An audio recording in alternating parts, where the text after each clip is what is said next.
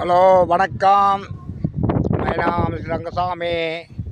என்னங்க, நம்ம நாடு எப்படி போகுதுங்களா? இன்றைய காலகட்டத்தில் சினிமாவை பார்த்து தான் நம்ம கெட்டு போயிட்டோம்னு நான் சொன்னேன். நீங்கள் நம்புவீங்களா? சினிமாவை பார்த்து தான் கெட்டு போயிட்டீங்க அப்படின்னா சொன்னால் நம்புவீங்களா?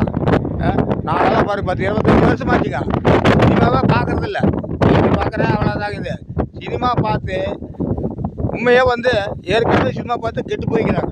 ரெண்டாவது அதுவே தப்புகள் நாம் செய்யக்கூடாது. வர்ற இளைஞர்கள் அதை தான் செய்கிறாங்க தப்புகளை.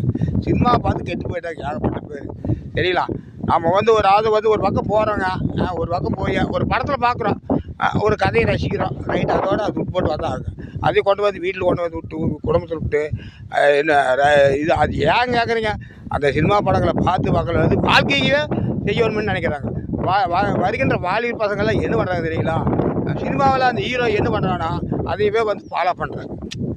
என்ன தெரியலைங்க எனக்கு. இது அவங்க நடிக்கிறாங்க, அந்த நடிப்பு பார்த்து இவங்க நடிக்கிற ஆரம்பிக்கிறாங்க. நான் தான் என்ன பண்ணிட்டு சொல்லுவாங்க.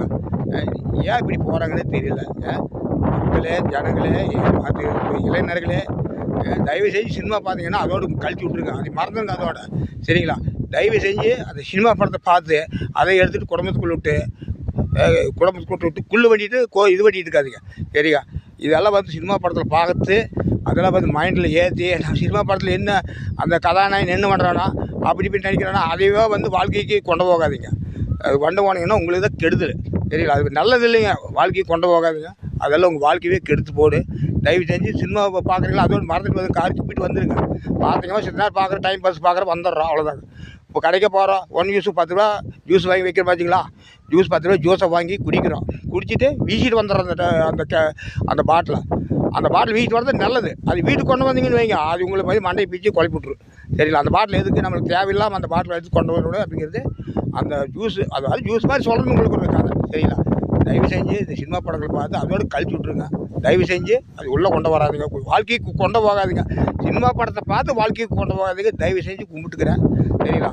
அதெல்லாம் அது வாழ்க்கைக்கு கொண்டு போனீங்கன்னு வைங்க, உங்களுக்கு அதாவது அவங்க என்ன சொல்கிறாங்களோ அதையே தான் கேட்பீங்களே தவிர உங்களுக்குன்னு அறிவு உங்களுக்குன்னு கருத்து வளராமல் போயிட்டு தயவு செஞ்சு அதை செய்யாதீங்க, செய்யாதீங்க. நன்றி, வணக்கம்.